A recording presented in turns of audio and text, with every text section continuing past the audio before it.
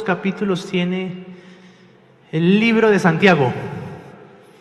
5.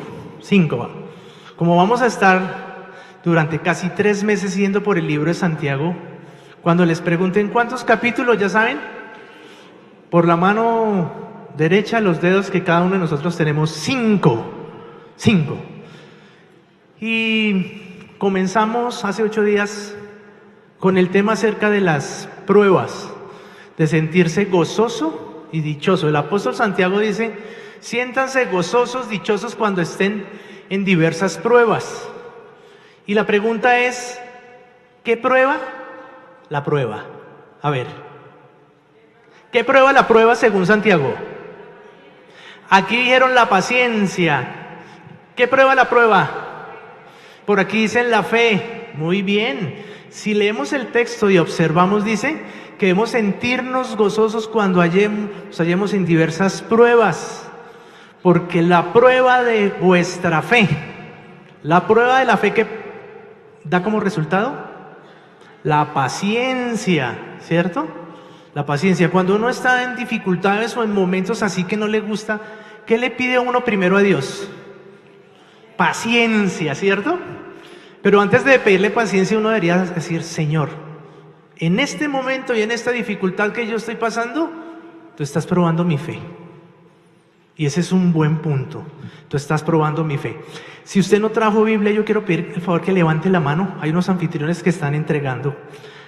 Hace unos días estuve mirando una Biblia que yo tengo y que aprecio mucho. Aquí, anfitriones, si me ayudan, por favor. Y al mirar esa Biblia pude recordar textos que yo tenía subrayado, fechas que yo tenía. Y me pude dar cuenta del peregrinaje de mi vida en los caminos del Señor. Tenía textos subrayados donde Él me animaba a buscarle en su presencia. Tenía textos donde Él me decía cómo debería yo actuar frente a ciertas circunstancias, cómo debería ser mi forma de hablar, mi forma de expresar. Y por eso nosotros queremos animarle a que cada uno de ustedes traiga su Biblia. Si usted quiere tener un diario y un registro de lo que Dios ha hecho en su vida, traiga su Biblia. Hemos perdido esa costumbre de poder subrayar. Y creo que muchos de aquí tienen esos registros y van y miran esa Biblia y dicen: aquí Dios obró de una manera sobrenatural, ¿cierto? Yo sé que están las Biblias electrónicas y son muy útiles, pero si usted no tiene una Biblia de papel, yo le animo a que usted la compre y que la empiece a traer, porque cuando usted abre esa Biblia, ahí están momentos de su vida especiales, de tristeza, de angustia, de alegría, y de pronto podrán aparecer esas hojas como cuando se mojan las hojas y se arrugan, porque de pronto fueron tiempos donde usted derramó sus lágrimas delante del Señor.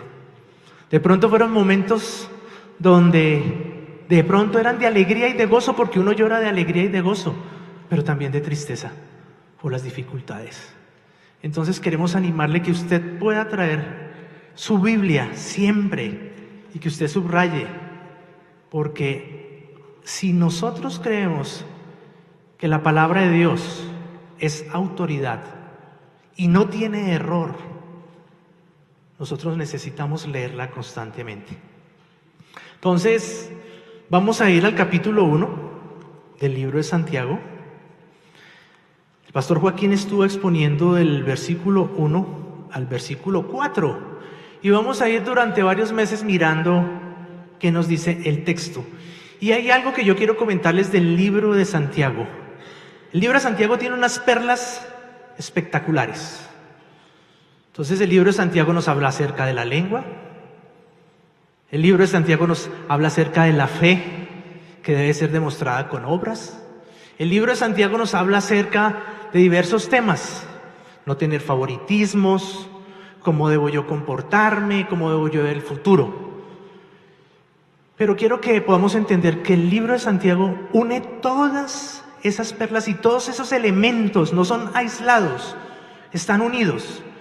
Y el capítulo 3 nos habla a nosotros acerca de la sabiduría de lo alto y la sabiduría terrenal. Si usted lee todo el libro de Santiago, usted va a empezar a ubicar elementos en la sabiduría de lo alto o elementos en la sabiduría terrenal. Ese es un hilo conductor. Y vamos a hablar hoy acerca de la sabiduría. Santiago capítulo 1 del 5 al 8. Si a alguno de ustedes le falta sabiduría, ¿qué dice el texto? Pídasela a Dios. ¿Y qué hace Dios? Y Él se la dará. Y nos da las razones de nuestro Dios. Dice, pues Dios da a todos generosamente, sin menospreciar a nadie. Y más adelante vamos a mirar que este tema lo toca el libro de Santiago cuando le dice, entre ustedes no debe haber favoritismo. No sea que entre un rico y usted le diga, hágase aquí adelante. Y no sea que entre un pobre y usted le diga, mire a ver si encuentra puesto por allá atrás. O mira allá arriba a ver si hay. Entonces, él no tiene favoritismos. Dice el 6, pero pida ¿cómo? Con fe, sin dudar, porque quien duda es como las olas del mar, agitadas y llevadas de un lado a otro por el viento. Quien es así no piense que va a recibir cosa alguna del Señor, es indeciso e inconstante en todo lo que hace. Este texto se une con el anterior. Se une con el anterior porque está hablando acerca de las pruebas. Este texto no es un texto aislado. A veces uno lee, ¿y qué es lo que pide en momentos difíciles o momentos de pruebas? Uno le dice, Señor, dame sabiduría para saber qué hacer. ¿Sí o no? Cuando llega esa prueba, inmediatamente uno le dice, Señor, muéstrame qué es lo que yo debo hacer. Pero este texto, al comenzar el versículo 5, en esta versión dice, si a alguno de ustedes le falta sabiduría. Otra versión dice, pero si a alguno de ustedes le falta sabiduría. Entonces vamos a mirar los versículos anteriores para poder identificar qué es sabiduría según este texto. Y yo me quiero ir al versículo 3. Dice, pues ya saben, ustedes ya conocen, ustedes ya entienden el propósito de la prueba. Ahí se une la sabiduría con el versículo 3. El autor del libro de Santiago está diciendo, si usted, que está viviendo una dificultad, no entiende el propósito y no entiende el plan que Dios tiene, pídale poder entender el propósito y el plan que tiene con esta dificultad. Cuando dice, si a alguno de ustedes le falta sabiduría, está diciendo, si usted no tiene la perspectiva correcta de lo que está sucediendo, pídale a Dios el poder ver lo que Dios ve en las dificultades. Eso es lo que está diciendo, por eso se amarra con lo anterior. No es pídale una sabiduría a ver qué debo hacer. Entonces yo repito, el texto no nos dice que pidamos sabiduría para saber qué hacer. Nos dice que pidamos sabiduría para entender lo que podemos entender en la dificultad. Y hay un propósito. Dice, porque la prueba de vuestra fe se va a probar en la dificultad. Porque se está siendo probada lo que usted cree. Se está probando sus convicciones en momentos difíciles, en momentos adversos. Se está probando lo que usted cree. Eso es lo que nos está diciendo el texto. Pero se prueba en la medida en que yo puedo ver que hay un propósito en todo lo que Dios está haciendo. Y pensemos en esas dificultades que de pronto vienen a nuestra vida o que hemos vivido. Rompimiento de pronto de una relación de noviazgo, de pronto de un matrimonio que se iba a dar, la muerte de un ser querido, la muerte de un hijo pequeño, un divorcio, la pérdida de un empleo, la aparición de una enfermedad, un cáncer, un hijo rebelde que se mete en problemas, la pérdida de la empresa, de la casa, del carro, entre muchas otras situaciones adversas o difíciles que nosotros podemos vivir. O de pronto son luchas internas que cada uno de nosotros tiene. Y son pruebas que aparecen.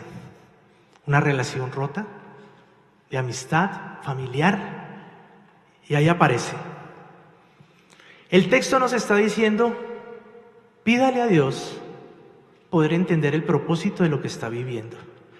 Porque cuando yo puedo entender por la sabiduría que viene de lo alto lo que está sucediendo en esa circunstancia, mi reacción a ese momento va a ser de acuerdo al que Dios espera. Y eso nos lo dice Santiago en el capítulo 3, versículo 13. ¿Quién es sabio y entendido entre ustedes? Que lo demuestre con su buena conducta. Capítulo 3, versículo 13.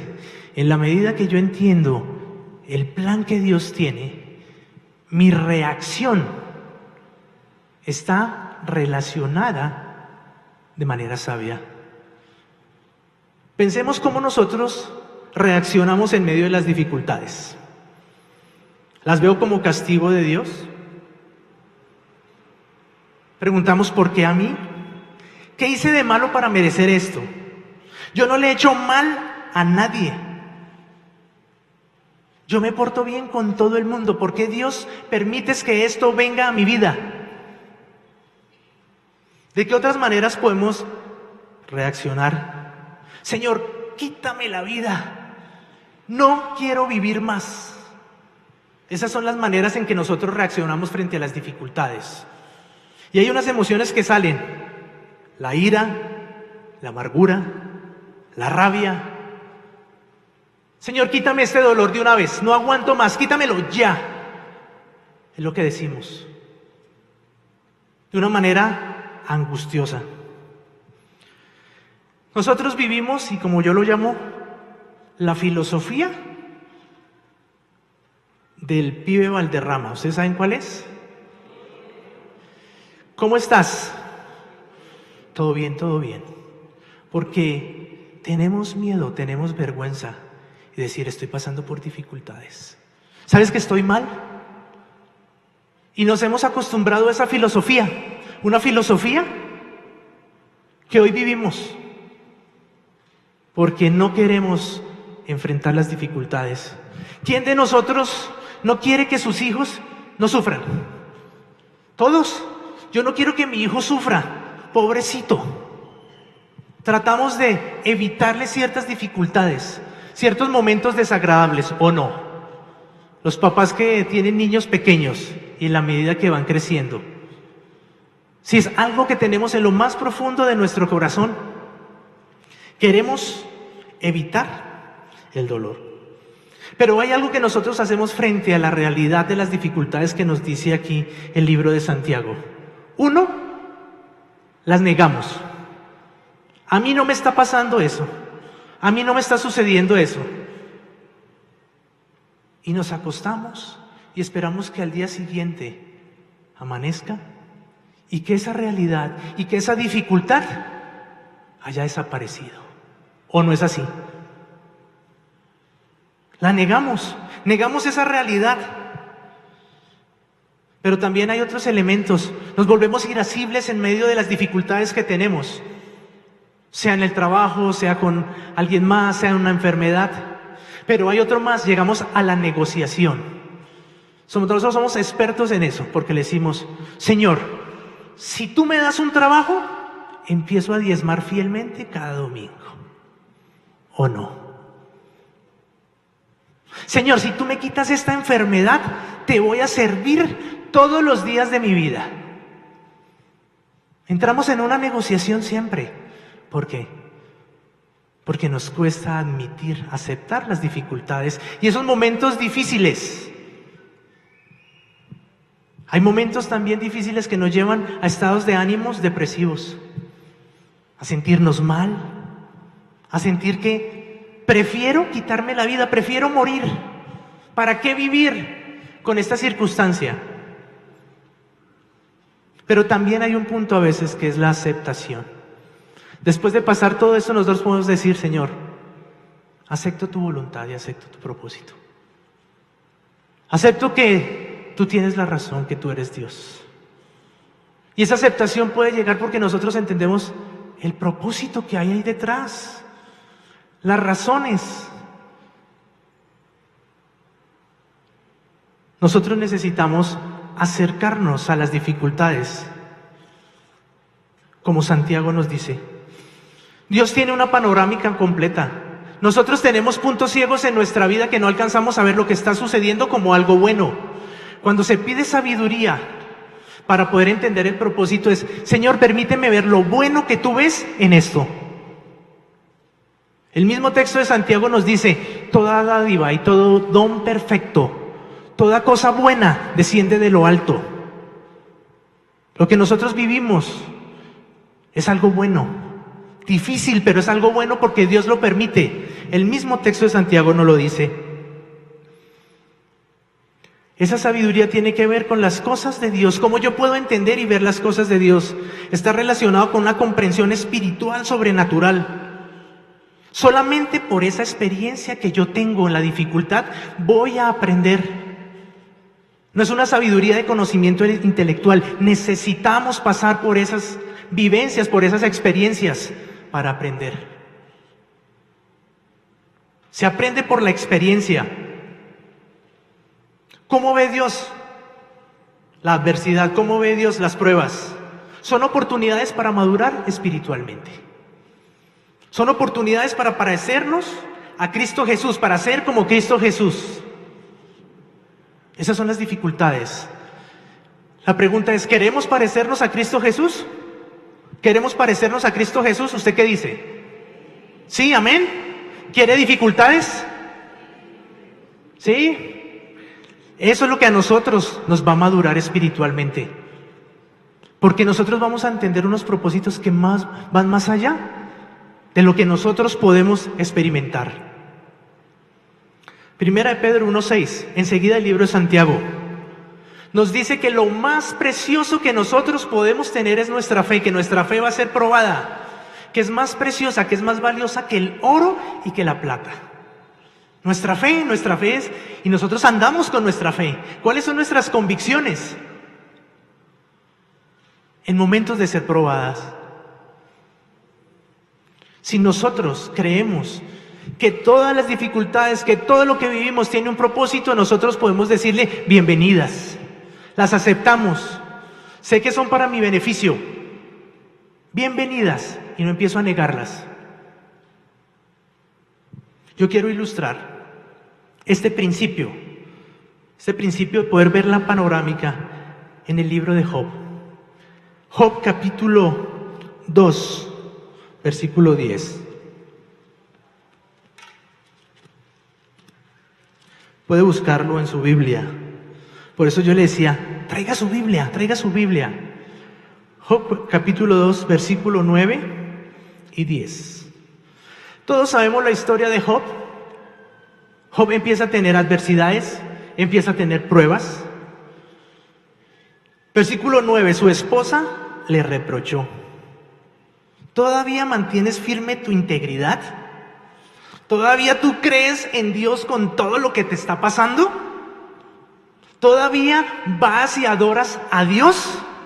Enfermo, perdiste la familia, perdiste todo lo que tenías y todavía crees en Dios.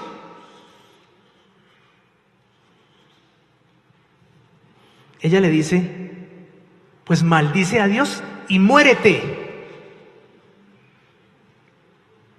Que el sabio muestre su sabiduría con una buena conducta. ¿Cómo mostró la mujer de Job su sabiduría? No mostró sabiduría, ¿cierto? Ella estaba siendo parte de lo que estaba viviendo. Y Job le dice: mujer, hablas como una necia. Si de Dios sabemos recibir lo bueno, ¿no sabremos también recibir lo malo? Hay otra versión que dice: aceptaremos. Nosotros necesitamos tener esa capacidad que Dios nos da de sabiduría de aceptar. Dice: aceptaremos el bien de Dios y no aceptaremos el mal. En todo esto, Job no pecó con sus labios.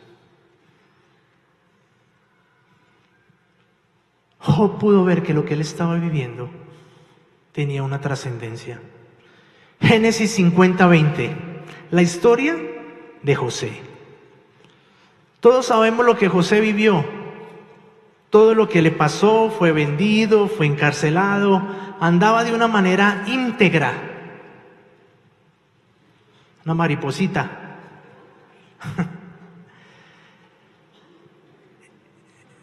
El que pueda, mátela.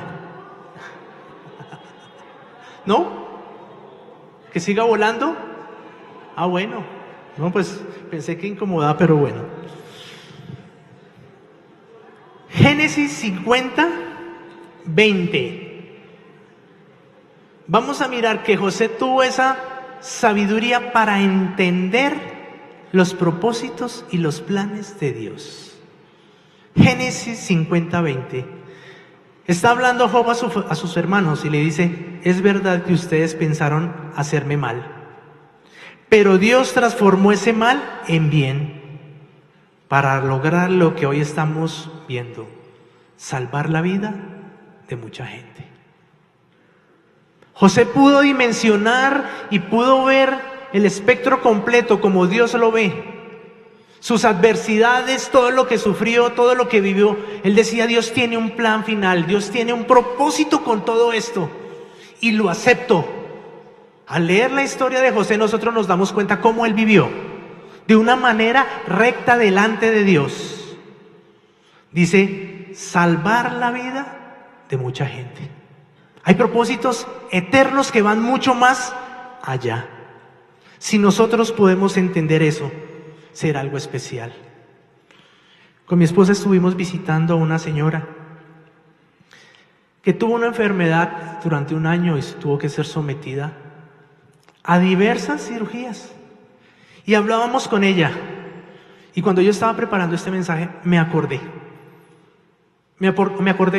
porque ella dijo esto en medio de lo que estaba viviendo. Digo: ¿saben que lo que yo viví, lo que yo experimenté, permitió que mi familia se uniera? Nunca había visto a mi familia tan unida. Todo lo que yo viví hizo que ellos se acercaran más a mí, que estuvieran pendientes. Había un propósito: la unidad de la familia. También hay otra historia de una señora que sufrió cáncer en el seno. Ella pasó por todo esto y al final dice: ¿qué hizo esto en mi vida? Dios cambió mis prioridades. Dios cambió el valor por cada cosa. Cambió de una manera sobrenatural el propósito. Dios quería trabajar en su vida. Y ella dice: lástima que tuve que vivir esta enfermedad para cambiar de prioridades. Lástima que tuve que vivir esto. Pero ella pudo entender que era el plan y el propósito de Dios. ¿Qué circunstancia adversa estás viviendo tú hoy? ¿Puedes ver el propósito y el plan de Dios ahí? Si tú no lo ves, ¿qué nos dice el texto? Pídale sabiduría a Dios para que usted pueda entender, para que usted pueda ver lo que Dios ve. Pero vamos a ir al versículo 6. ¿Qué nos dice para poder tener esa sabiduría? Que debemos pedirla. Así de sencillo. La necesitamos, por eso nosotros necesitamos pedirla. ¿Y qué nos dice el texto? Pídasela ¿a quién? A Dios. Es una sabiduría que viene de lo alto, es una sabiduría celestial, no es una sabiduría terrenal. No es por mi conocimiento, por mi experiencia, por lo que yo sé. Por eso dice: pídasela a Dios. Y cuando yo estoy diciendo: Señor, necesito de tu sabiduría, yo estoy diciendo: te necesito, y estoy mostrando una actitud de humildad. El mismo libro de Santiago nos ilustra esto. Capítulo 4, versículo 6. Dice: pero Él nos da mayor ayuda con su gracia. Por eso dice la Escritura: Dios se opone a los orgullosos, pero da gracia a los humildes. 7. Así que sométanse a Dios. La actitud de ir y pedirle a Dios es una actitud de decir: Señor, me someto a ti. Doblego mi orgullo, doblego lo que yo creo que puedo solucionar, lo que yo puedo hacer. A veces el mundo nos dice, tú puedes solo. Ten una mente positiva y tú vas a salir de tu dificultad. Pero aquí el texto nos está diciendo, pilas con el orgullo. No se crea que usted sabe qué hacer, que usted tiene solución. Sométase a Dios. Reconozca que la dificultad que usted tiene le quedó grande y que necesita de Dios. Proverbios 2:6 dice, porque el Señor da la sabiduría, de su boca viene el conocimiento y la inteligencia. La fuente de esa sabiduría que nosotros necesitamos para ver las circunstancias, para poder ver lo que está pasando, para poder ver los propósitos, viene solamente de Dios. Nosotros vamos a buscar esa sabiduría porque nosotros entendemos su valor. Proverbios 8:11, vale más la sabiduría que las piedras preciosas, y ni lo más deseable se le compara. Yo voy a pedir esa sabiduría porque yo entiendo que viene de arriba, pero porque ya también entiendo que tiene un valor, que es más valiosa que el oro, y necesito buscarla. 2 veces se repite, pídela. Si le hace falta sabiduría, pídala a Dios. Pero también nos dice la forma como debemos pedirla. La palabra pedir tiene que ver con suplicar. Tiene que ver con una persona que es de un rango inferior al que se le está pidiendo. Y tiene que ver con los hijos de Dios cuando le están pidiendo al Creador. Y aquí nos lleva a un punto que es mi dinámica de oración. ¿Cómo ando en mi oración? ¿Cómo está mi vida de oración? Créanme que si yo cuando tengo bienestar y no tengo dificultades y no tengo adversidades, no oro, cuando lleguen, no va a orar. Téngalo por seguro. Lo que usted va a hacer es empezar a quejarse, ¿por qué a mí Dios? ¿Por qué me pasó a mí esto? ¿Por qué no le pasó a otro? ¿Cómo está su vida de oración? Ahí está ese interrogante. La única manera, el único camino para tener esa sabiduría es el camino de la oración. ¿Cuántas veces oras al día? ¿Cuántas veces oras a la semana? ¿Vienes los domingos y no más? David Nystrom es un teólogo que ha profundizado en este libro de Santiago. Él dice, la oración abre mi mente a la sabiduría y a la voluntad de Dios. Si tú no oras, créeme que Dios no va a abrir tu mente y tu corazón. En las pruebas pedimos sabiduría en oración y ellas nos empujan a contemplar las Escrituras, a ver qué nos dice la palabra de Dios frente a las dificultades, a orar y a buscar el rostro de Dios. La oración nos ayuda a entender por qué Dios permite la adversidad en medio de una tristeza profunda, honda e inimaginable. Santiago nos hace un llamado a enfrentar las dificultades, pidiendo sabiduría a Dios, pero pidiéndola en oración. Solamente en la presencia de Dios yo voy a poder entender su propósito. Es algo sobrenatural, es una dimensión que yo no entiendo. El salmista, Salmo 73, 16, 17. Usted puede buscarlo ahí en su Biblia. El salmista estaba luchando porque a la gente que hacía lo malo le iba bien. Porque el que robaba, porque el que mataba, porque el que hacía lo malo no tenía necesidad. Y él veía eso. Y dice, y sentí envidia y sentí en lo más profundo de mi corazón dolor.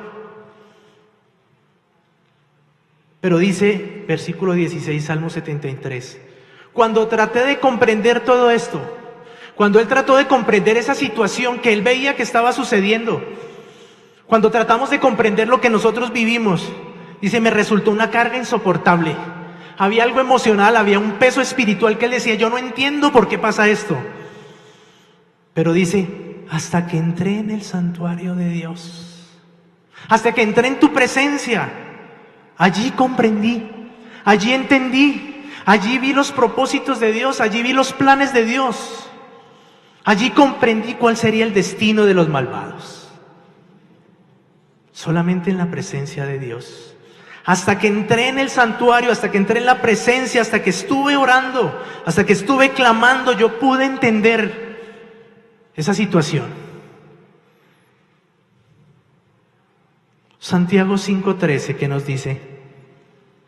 ¿Está afligido alguno entre ustedes? ¿Está alguno en una adversidad? ¿Está alguno pasando un momento difícil? ¿Está pasando algún momento que es imposible de soportar, angustiante, doloroso? ¿Qué dice que hay que hacer? Ore. El mismo libro de Santiago nos refuerza la idea. ¿Está afligido alguno de ustedes? Ore. Siga orando. Vuelva a orar. No pare de orar. Continúe orando.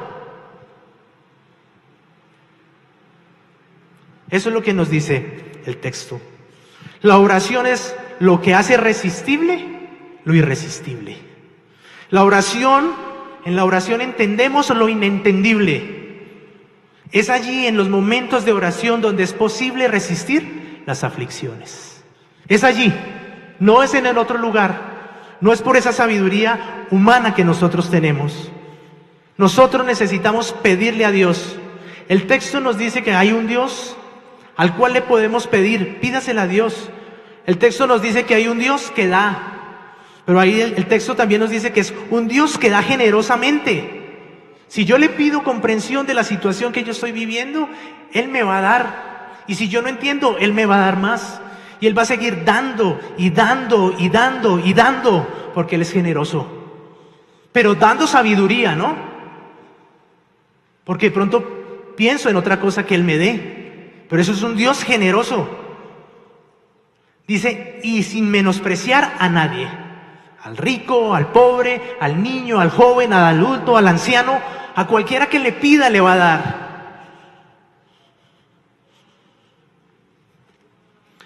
Salmo 18:6. En mi angustia invoqué al Señor. Clamé a Dios y Él me escuchó desde su templo. Mi clamor llegó a sus oídos. El texto dice, pero pida con fe sin dudar. El mismo contexto nos ayuda a nosotros. ¿En qué yo puedo empezar a dudar? ¿En que hay un Dios que da? ¿En que hay un Dios que se le puede pedir? Cuando dice, pida con fe. Ya el autor había mencionado antes. Pídasela a Dios porque hay un Dios que da.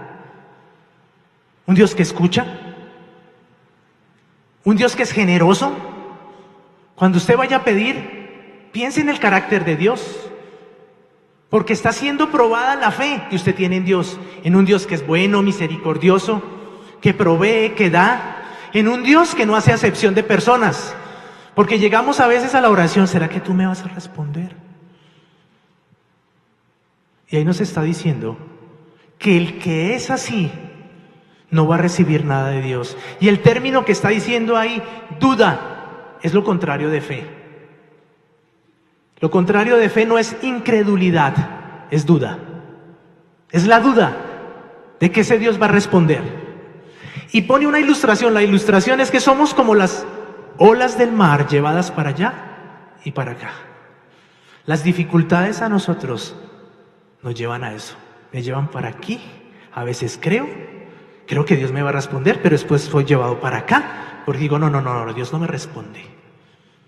Estuvimos hablando con mi esposa, con una parejita que está fuera del país, y ella pudo identificar que su alma estaba dividida. El concepto de dudar es que su alma está partida en dos, no hay una unidad, porque ella decía, yo sé que en la Escritura dice que Dios me protege, yo lo sé con mi mente, yo lo creo aquí en mi mente, pero créame que con el corazón dudo de eso.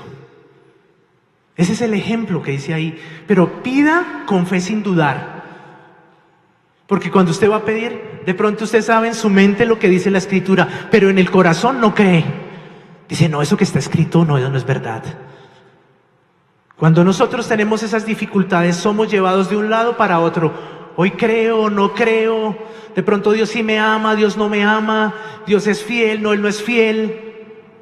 Y finalmente dice, el que sea así no recibirá nada de Dios. ¿Por qué?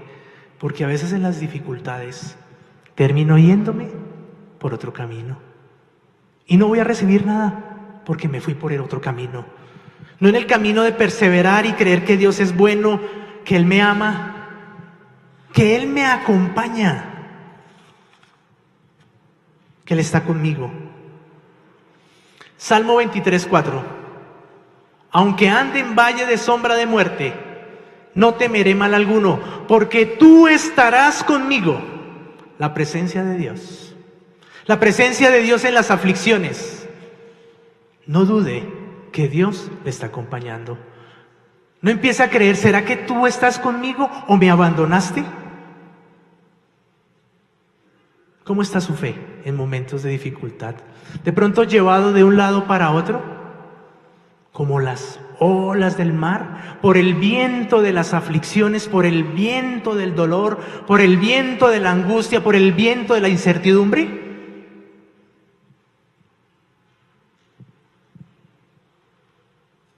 El texto nos dice, no dude de Dios, pero la fe es algo que viene del Espíritu Santo.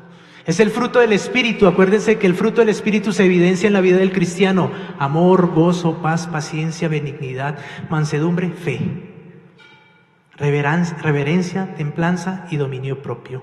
Es en las dificultades donde el Espíritu de Dios, el fruto del Espíritu, se debe hacer presente. Pero hay una persona que pudo ver lo que Dios veía. Una persona que fue y buscó al Señor en oración para que viniera ese tipo de entendimiento, para entender que había un plan y un propósito mayor, que fue Cristo. Cristo fue el claro ejemplo de esto vivido, porque Él pudo entender que había un propósito mayor, que ¿cuál era? Tu salvación y mi salvación. El perdón de tus pecados, el perdón de mis pecados.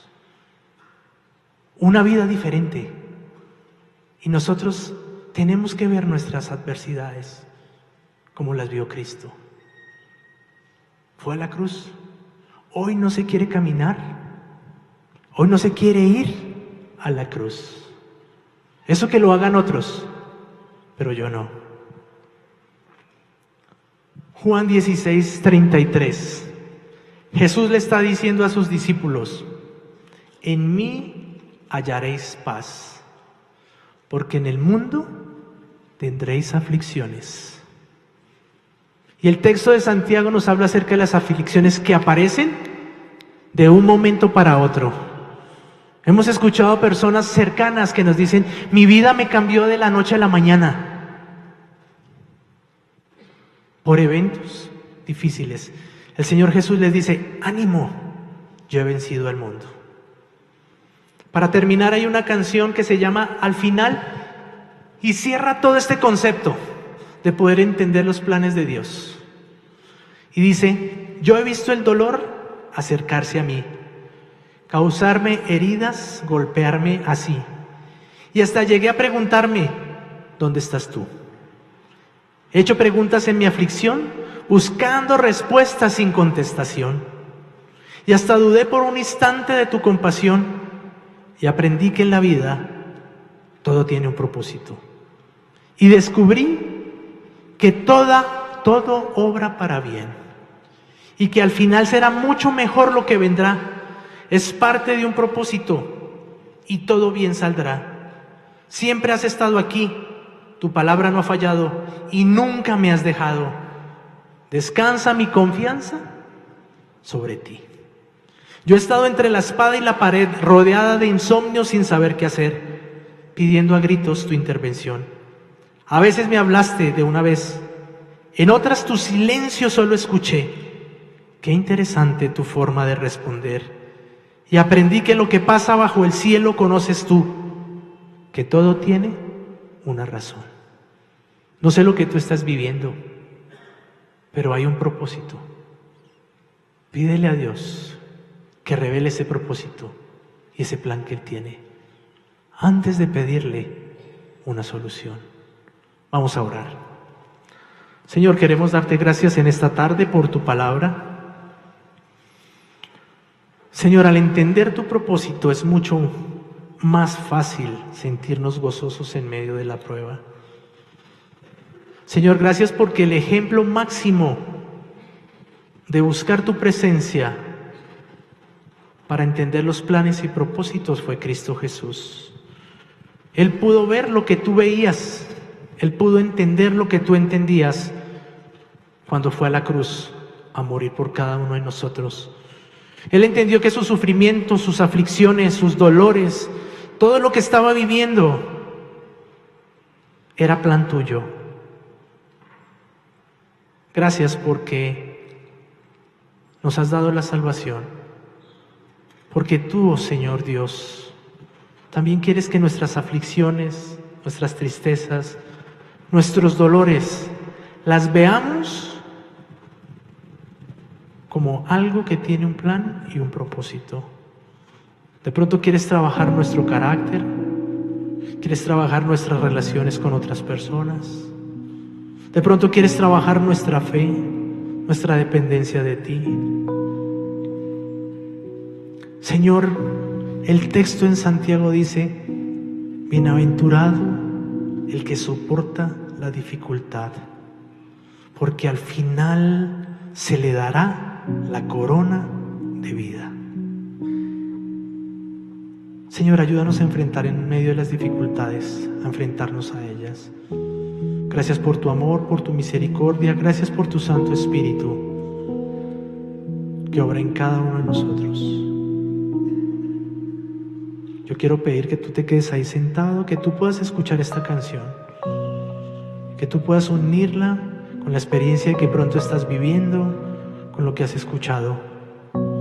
Tú puedes cerrar los ojos, inclinar tu rostro y escuchar esta estrofa que el grupo de alabanza va a cantar.